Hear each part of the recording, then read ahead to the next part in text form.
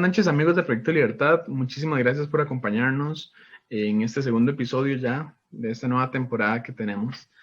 Y pues seguimos analizando noticias internacionales muy de actualidad. La semana pasada hicimos este primer episodio sobre el tema de Colombia y pues hoy pues lo vamos a dedicar al tema de lo que es Israel y Palestina, ¿no? Este conflicto que en las últimas semanas hemos visto que hay una escalada de las tensiones que han habido históricamente en la región y que pues ya vamos a analizar con muchos conceptos históricos, muchos conceptos políticos y de la realidad para que pues entendamos realmente qué es lo que pasa sin tomar bandos, digamos, a la ligera. Conmigo está hoy Carlos González, que me va a acompañar en esta noche para tratar este tema. Carlos, bienvenido, ¿qué tal? Muchas gracias, Rafa, y muchas gracias a todas las personas que nos están escuchando. Eso es un tema que realmente me apasiona bastante, de los pocos temas políticos que disfruto analizar y hablar, más allá de buscar un bando, de hecho, es entender una realidad que viven millones de personas, tanto judíos, israelitas, como palestinos. Entonces, pues, eh, creo que va a ser un tema bastante interesante y vamos a ver qué tal. Claro, claro, no, y es que definitivamente no es un tema que se pueda analizar a la ligera, ni en 5 minutos, ni con una publicación en Instagram, ni con un video de alguien, digamos, dando datos que son muy generales, porque la verdad es que tiene muchísimos detalles. Eh, De acuerdo. y vemos que pues muchas personas ahora pues toman ese bando, ¿no? Y ponen eso, yo hago una analogía, toman esto como si fuera tal vez un partido de fútbol, donde dice, ok, voy con Israel o voy con Palestina por esto, esto y esto. Y pues la verdad es que no puede ser así. En este caso, No, jamás. a mí a veces yo me pongo a analizar y digo, ¿será realmente el conflicto Israel-Palestina o estamos viviendo un conflicto entre Israel y pues la organización terrorista de Hamas? Porque a veces se señala también el pueblo palestino y que también ellos muchísimas veces son una víctima más y que son utilizados por grupos terroristas de personas que no tienen escrúpulos, definitivamente. Pero bueno, Eso es muy cierto. Eso es muy cierto lo que se está diciendo. Ver, de hecho, el modus operandi de estas operaciones, digamos, grupos organizados terroristas, es muy triste porque realmente uno no diferencia, realmente, y eso vamos a hablarlo más adelante, pero deja mucho que pensar el poder decir, ¿por qué será que veo atacando a civiles? Y si en realidad no son civiles, y si en realidad no son lo que, o sea, si en realidad los medios no dicen lo que cree, lo que realmente pasa, eso es algo que la gente no ve, ¿verdad? no, definitivamente, o sea, es un tema amplio, muy histórico incluso, y que a veces se toma muy a la ligera, y cuando hay estas escaladas de tensiones, vemos tantas personas opinando sin un conocimiento real, ¿verdad? Más que analizar, más que generar criterio, más de buscar los detalles, ver las realidades, pues simplemente toman bandos, más que todo por lo que escuchan y saben repetir. Una cosa es escuchar, Claro. generar un criterio, aprender, y otra cosa es nada más repetir algo que escuché y que pues parece muy cool decirlo, ¿no? O defenderlo. Sí. Pero bueno, para iniciar así como más en detalle, hagamos un primer repaso histórico, ¿no? De la Ok. situación. Y para eso nos tenemos que ir muchísimos años atrás, casi que a finales de los 1800, cuando el territorio en cuestión que estamos hablando, pues era controlado por el Imperio Otomano, ¿no? El Imperio Otomano que controlaba este territorio y que pues desde esa época ya vemos asentamientos de palestinos y también asentamientos que aunque son pocos, ya habían asentamientos de judíos en este territorio. Entonces, por ahí vamos soltando ese argumento que dicen algunos de los palestinos han estado ahí desde hace miles de años y los judíos no. Pues los judíos y los palestinos realmente es un hecho que han estado juntos en este territorio cuanto tiempo se quiera analizar. Porque si bien se dice que Claro. los palestinos son descendientes de los filisteos que han estado ahí desde hace más de 3000 años, eh, también tenemos a asentamientos judíos que han estado en la región. Y esto, Ujú. hablemoslo bien, son a finales de los años 1800. A principios del siglo XX, posterior a la Primera Guerra Mundial y toda la situación que se da, el control del territorio de esta región pues cae en manos de Gran Bretaña. Y si bien es cierto que decimos que en alrededor del 4 y el 5% de la población en ese momento en el territorio era judío, vemos que ese número crece conforme fueron pasando los años. Y más o menos para 1904-1905 asciende a más del 30% de la población en este asentamiento. Entonces, vemos cómo empieza todo lo que es una migración de personas judías, tanto de Rusia, de zonas de los Balcanes y del Reino Unido, hacia el territorio, hacer sus asentamientos. Quiero hacer una pausa acá porque quiero explicar el por qué pasa esto. ¿Por qué hablamos de migraciones o retorno a casa, digámoslo así? Primero, va un poco más atrás. De hecho, el Imperio Romano también tiene mucho que ver. De hecho, esa tierra fue el Imperio Romano quien la nombró como Palestina, como castigo a los judíos que ya estaban asentados ahí. Recordemos que es durante el Imperio Romano donde se da la destrucción del templo. Solo dejan un muro, que es ahora el que se conoce como el Kotel en hebreo, o el Muro de los Lamentos en su traducción. Pasan muchos años, no vamos a empezar con una clase de historia, pero llegamos al Imperio Otomano y curiosamente es con el Imperio Otomano donde se da un poco más de permiso a los grupos judíos a que se organicen más, a que tengan un poco más de independencia, algo así como, veámoslo como un lugar donde ellos pagaban por poder estar. O sea, ellos administraban su terreno y pagaban como un alquiler. Tal vez no era tal cual, pero veamos así la idea. Y había la convivencia de los palestinos que realmente nunca ha sido armónica nunca ha sido armoniosa entre ellos dos. Entonces, pues sí, se da de hecho en ese contexto que usted menciona, se ha dado un crecimiento considerable de la población judía, pero es importante decir que durante ese periodo los establecimientos judíos se organizaron políticamente, se organizaron administrativamente. Estamos hablando que esos pequeños asentamientos ya contaban con periódicos de noticias en hebreo, ya tenían ciertos tipos de interés público, llámese administrador local, llámese administrador de la región, como le quiera llamar, pero ya había esa organización. Entonces no es un pueblo que llegó a inventarse todo en 1948, que es lo que muchos dicen, cuando en realidad desde 1870 y resto ya hay, digamos, rastros de organización hebrea en la región, ¿verdad? Entonces eso como para aclararlo. Incluso sería buenísimo poder hacer un repaso súper breve de lo que es el mapa de la región, pero tal vez eso lo podríamos ver más adelante con la partición de 1948 como para entender el por qué se da esa región en específico, si le parece a usted. No, perfecto, claro. Y pues ahí vamos a hacer lo más descriptivos posibles para aquellas personas que nos estén escuchando desde las plataformas de podcast y pues para aquellos que nos vean desde el video en Facebook o en el canal de YouTube, pues poder entender mejor lo que es esa situación. Si continuamos viendo este tema, sabemos que realmente la presencia de tanto palestinos como judíos viene casi que desde las mismas épocas, ¿no?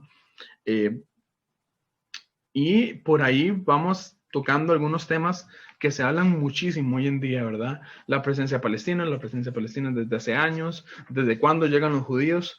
Y otro dato importante es decir qué son o qué es ser palestino o qué es ser judío, ¿no?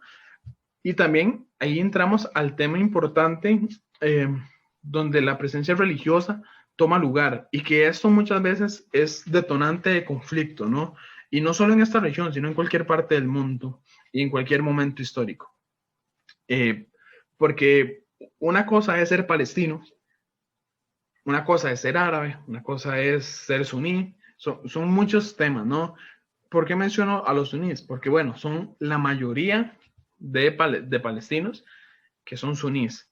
Y los judíos también tenemos en el ascenso de los nacionalismos europeos, donde se menciona por primera vez en el siglo XX lo que es el sionismo, que esto es un dato importante que más adelante Carlos nos va a explicar, estoy seguro que más a fondo.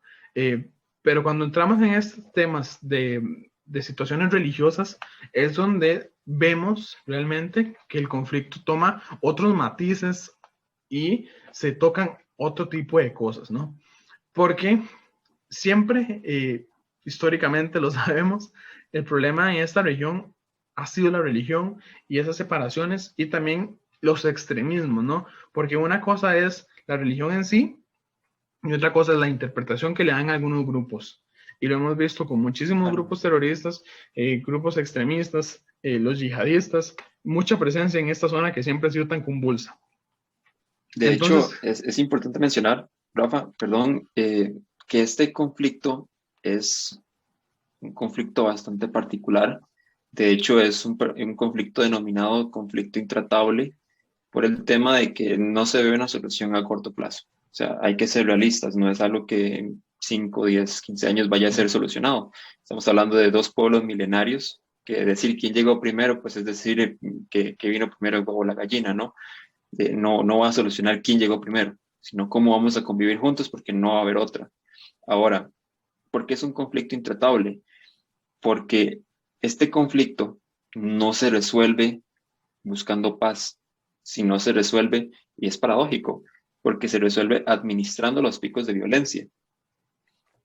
Sabemos que es un conflicto que siempre está en un punto de mira mediático, por lo cual se presta la interpretación de muchísimas aristas religiosas, políticas, económicas, sociales, culturales, llame el punto que quiera.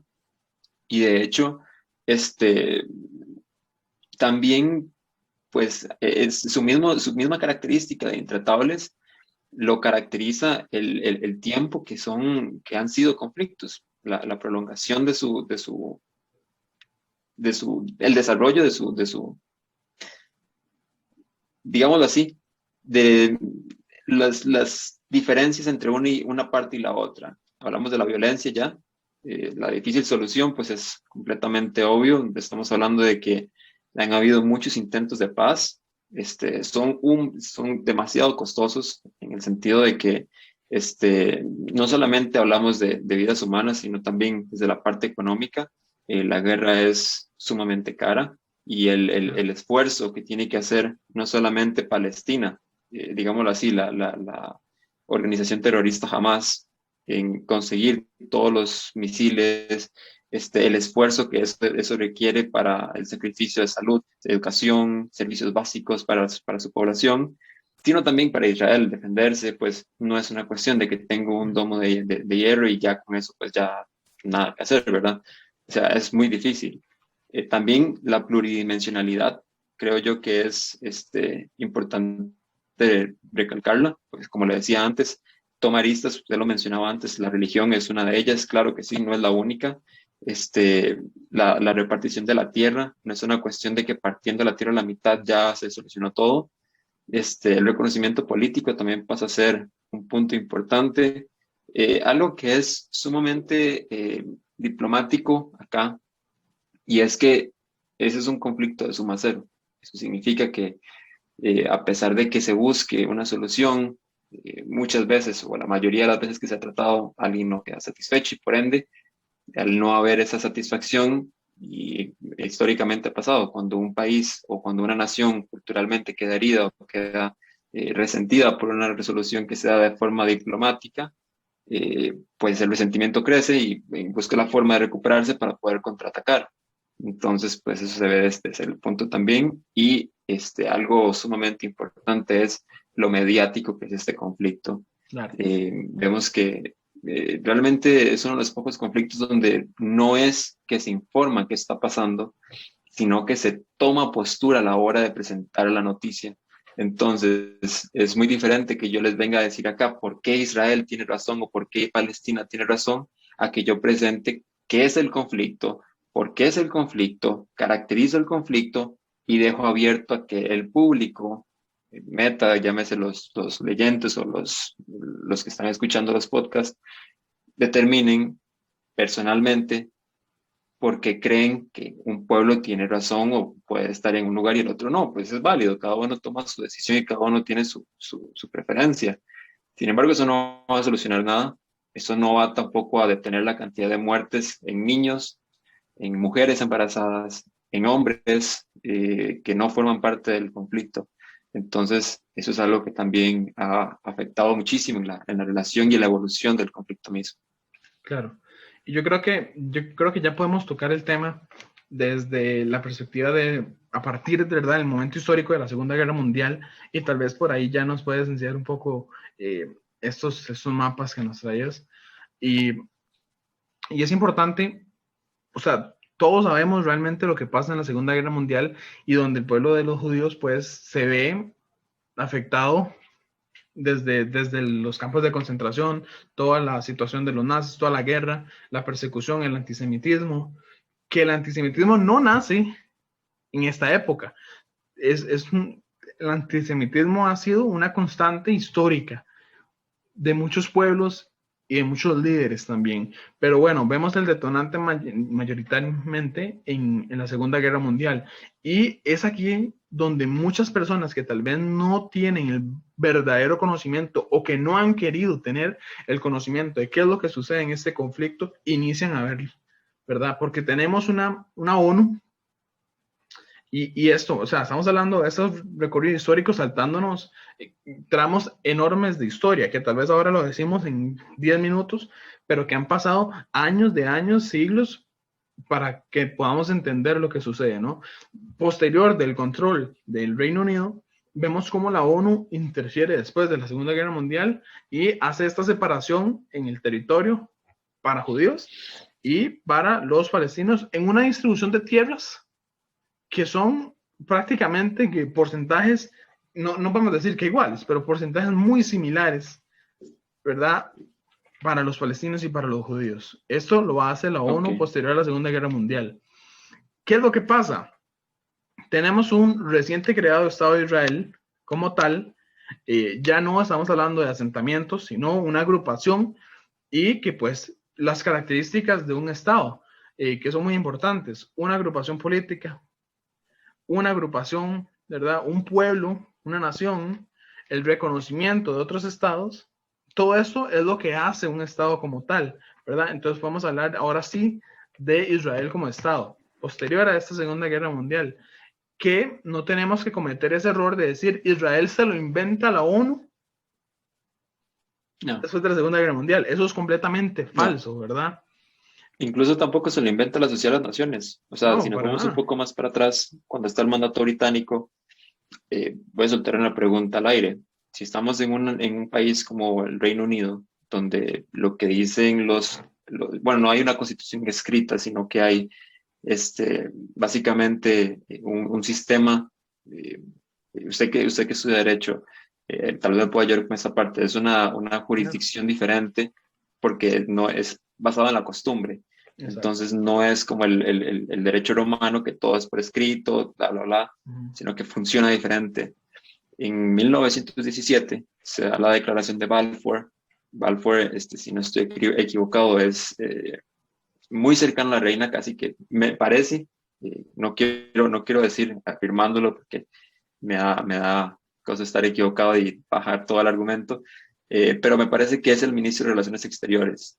En este caso, esta declaración básicamente da pie a que el sustento jurídico para que el Estado de Israel, o en este caso, no iba a ser Estado de Israel, sino que iba a ser Hogar Nacional Judío, puesto que esa es la idea. No es crear un Estado, estamos en un mundo que está pues colonizado por los Estados, no por los seres humanos, sino por esta invención ideológica que básicamente requiere de aceptación popular, ¿verdad? Aunque muchas veces no está. Eh, Hay un poco de liberalismo también. Este, sale este concepto de hogar nacional judío que muchas personas rechazan y dicen, no, no tiene carácter jurídico. Pero ¿cómo no va a tener carácter jurídico una carta escrita por el ministro bueno, en este caso, Balfour, que tiene implicaciones directas en la creación de un hogar nacional para un territorio que ellos mismos estaban administrando? Es como que el presidente de la República hoy diga que se va a dividir, no sé, usted que es de Coronado se va a dividir en dos porque hay una parte que no, que tal vez es más independiente, entonces tiene los recursos suficientes para no depender de la administración principal. Y que en 10 años, pues todo Coronado diga, pues no se reconoce porque no valía. O sea, no tiene sentido, no tiene lógica. Luego pasamos a un punto importante que es las independencias de Oriente Próximo. Eso es importante porque acá es donde ya inicia el conflicto como tal, el doble conflicto, de hecho, el conflicto árabe y el conflicto palestino. Y los dos con Israel, claramente.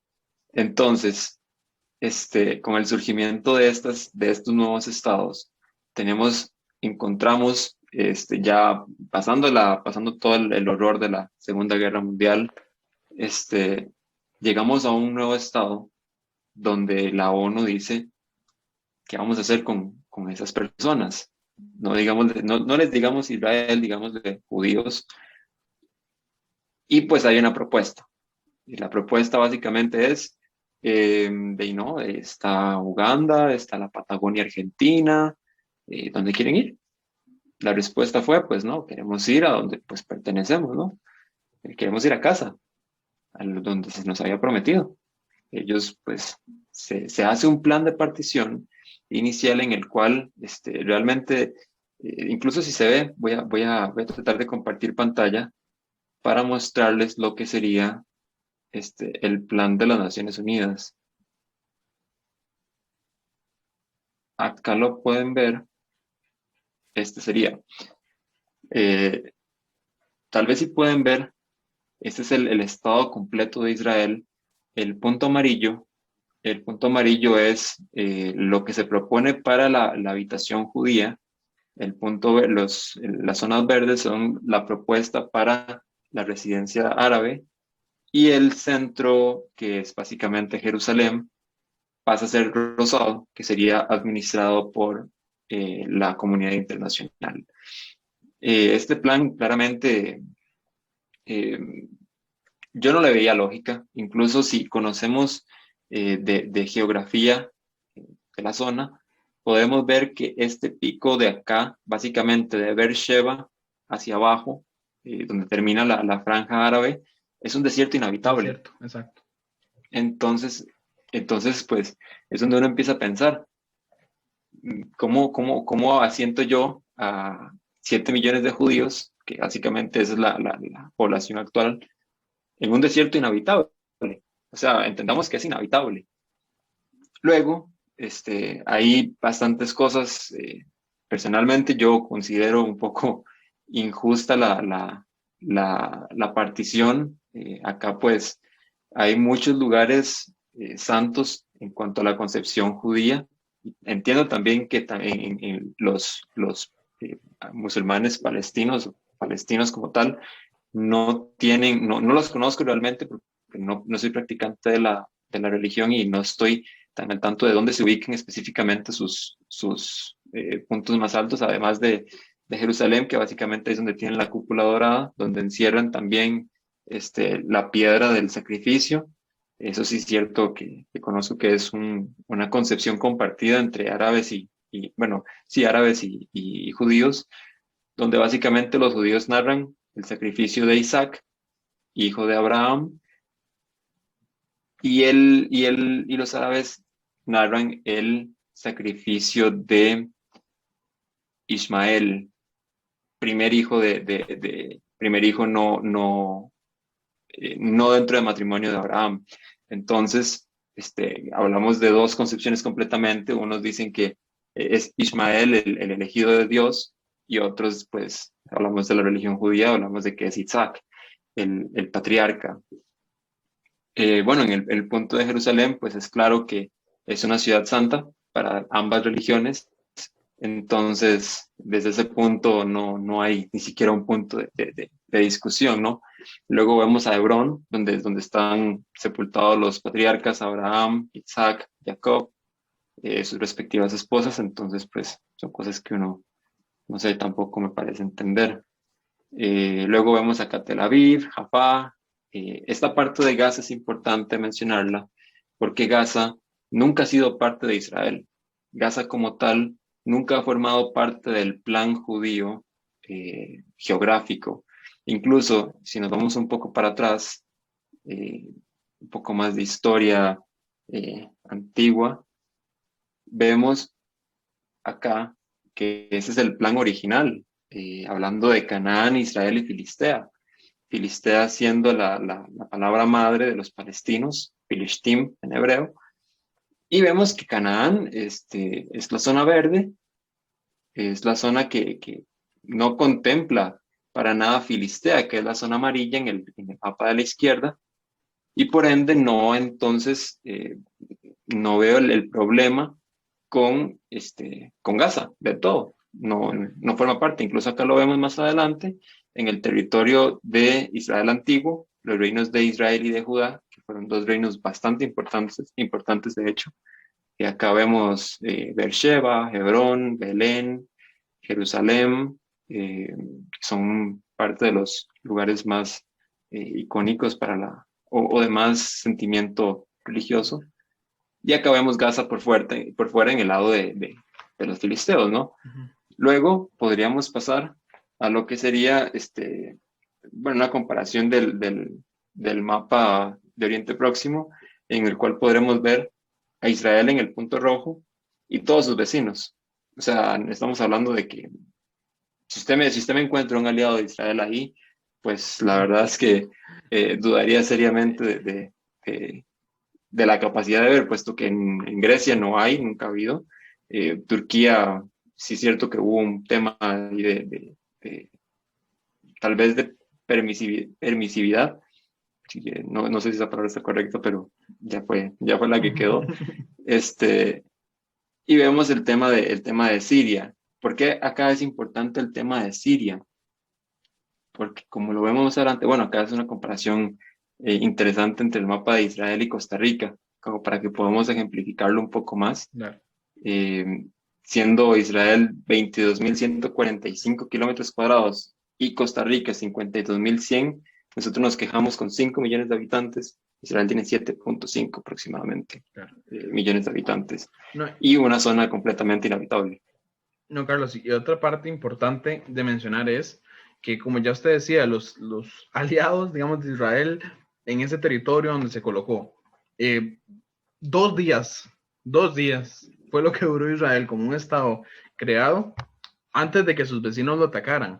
¿Y qué es lo que pasa? Correcto. La conocida Liga Árabe dice 2 días desde que se crearon, no tienen que estar preparados para nada.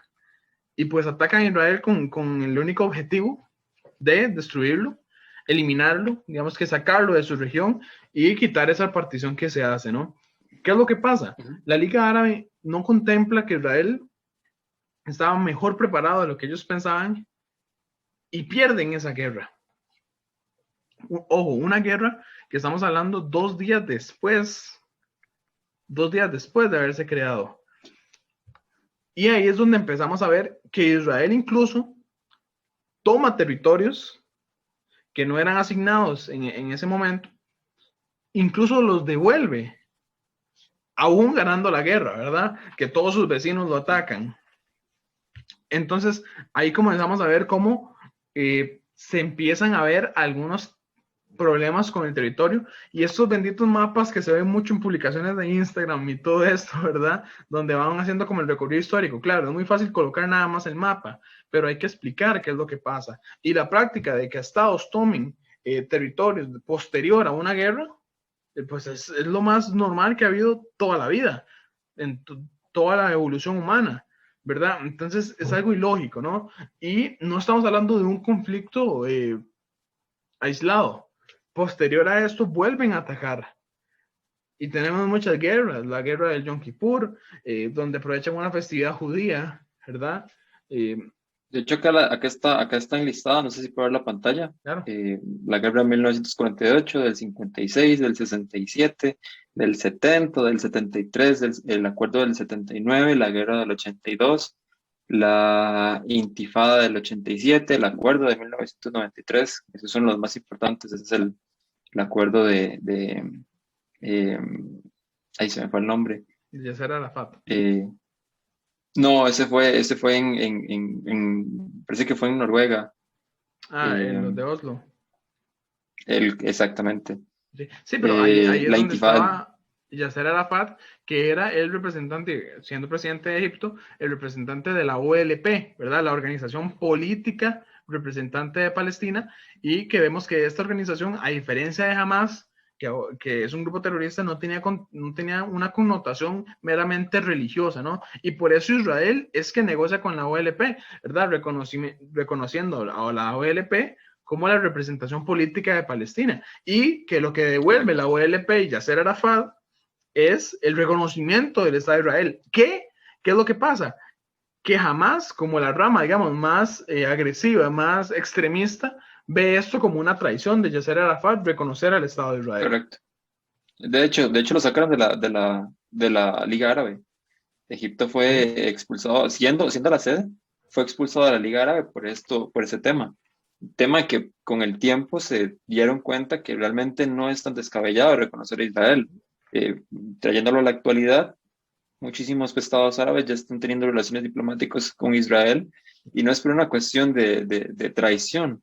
No. O sea, yéndonos a un punto de vista maquiavélico propiamente, pues es lo más inteligente, tener relaciones con un Estado que es fuerte, que es sólido, que le apuesta a la innovación tecnológica, que crece cada día por el turismo que representa y que, bueno, no sé si ya dije estable, pero es que lo repito, Israel es uno de los países más estables de la región. Claro, no, y otro punto muy importante realmente es, si lo traemos más a nuestra época, hagamos, hemos hecho un recorrido histórico muy importante, pero si lo traemos más a nuestros días, pues vemos cómo el presidente Trump acercó a Israel con muchos acuerdos a algunos países que ven en Israel esa oportunidad que usted menciona, ¿verdad? Un estado muy Claro. estable, muy fuerte, que incluso de ese desierto inhabitable que se le asigna, logran sacar producción, ¿no? Un sistema de riego que después es que dicen que Israel pues limita al territorio palestino de agua. No, es que Israel creó su propio sistema de riego para alimentarse de agua ellos mismos en un territorio que les designa un desierto, ¿verdad? Entonces, por ahí es otro de los argumentos que son falsos que muchos escuchan. Eh, Sí, También tenemos que ser algo claros, Carlos. Eh, Israel también ha cometido sus errores y también ha hecho algunas ilegalidades en lo que respecta a, al derecho internacional, ¿verdad? Aquí no estamos diciendo que Israel sea tal vez el Estado perfecto, está muy bien. Ojalá la mayoría de los países tuvieran esa conformación y muchos más países en esa región, ¿verdad? También algunos desalojos se han hecho de parte de Israel en territorios palestinos. Eso lo entendemos y sabemos que eso está incorrecto. Pero ¿qué también está incorrecto? Que la representación política, que no es ninguna representación política de Palestina, sea Hamas, que es un grupo terrorista que utiliza hospitales, que utiliza escuelas, centros religiosos para hacer sus túneles, para llevar las armas, para lanzar sus cohetes y utilizan a los mismos palestinos. Por eso decíamos, los palestinos son una víctima más. Por eso yo digo que no es el eso me encanta que lo conflicto mencione. Israel-Palestina. Sí, Jamás, como organización terrorista, utiliza a los palestinos de escudo humano, que eso también es un grave eh, falta a los derechos humanos y al derecho internacional también. Entonces, ¿qué es lo que pasa? hay una No cuestión, podemos hay una negociar, cuestión que como quiero decía mencionar Trump, acá. con los terroristas. Adelante, Carlos. Gracias, y perdón que lo interrumpa, pero es que el tema es perfecto, o sea, el contexto es idóneo. Más atrás yo les decía que íbamos a hablar de un tema que se salía del derecho internacional público. Bueno, yo quiero saber cuál es la definición de guerra según el derecho internacional público. Sabemos que el clásico solamente coincide Estado contra Estado. El derecho internacional contemporáneo tiene aceptación de diferentes actores en el sistema internacional, ya mete organizaciones internacionales, ya mete ONGs, entonces ya hablamos de una interacción más realista de lo que tenemos hoy. Perfecto. Entonces, ¿qué es lo que sucede? Que a pesar de esta situación, el sistema internacional se queda corto en la definición de los tipos de guerra. ¿Qué es la guerra de Palestina e Israel? Es una guerra híbrida.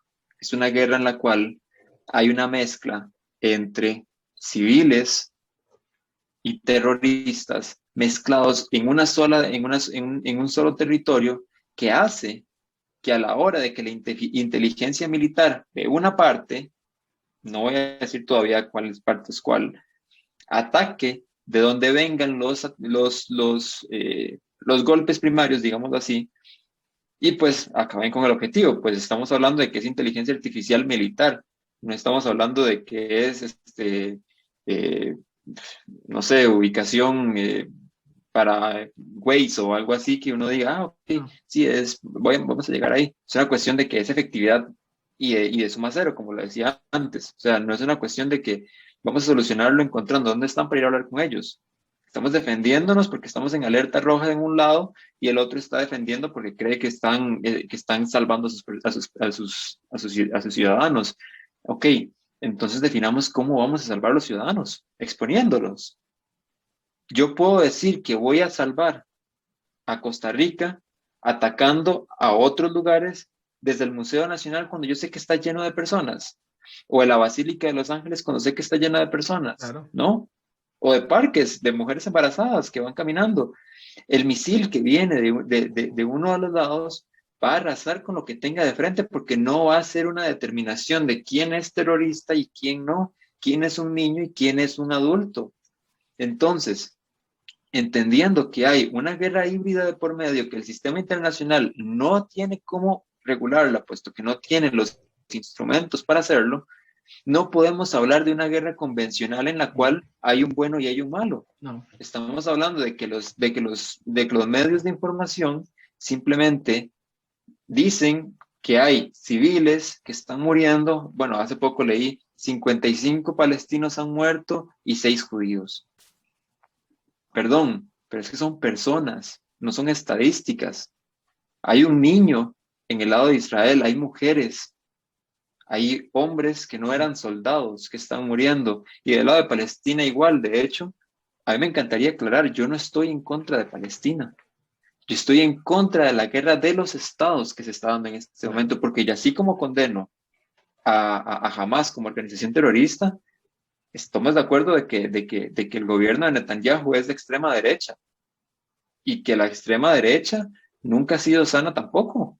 No. Estamos hablando de una derecha que nace como respuesta a una línea cronológica de intentos de paz, claro, por parte de Israel, que cada vez que se intentaban se rechazaban de forma absolutista, de forma absoluta por parte de los gobiernos, de las representaciones palestinas, y que llegó un momento en que las agresiones eran tantas que, bueno, estamos hablando que Netanyahu es el resultado de una serie de años, de una serie de décadas de humillaciones y de intentos de guerra y de intentos de aprovecharse de los recursos de Israel.